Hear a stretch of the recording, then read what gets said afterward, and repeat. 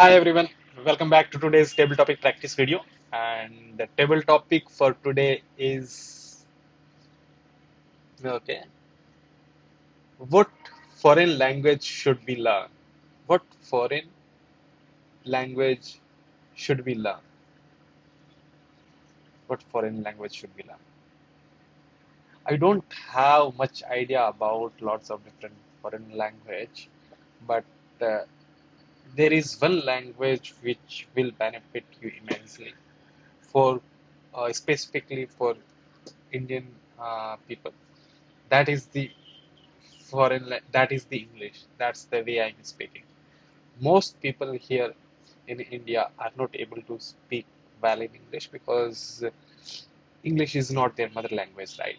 And when we look at the opportunity, most of the opportunities requires that you speak, communicate well in English. Although I do not believe that to communicate the English is must. It's just that it's a requirement that we often speak to other parts of the world, and English has become a common way to communicate.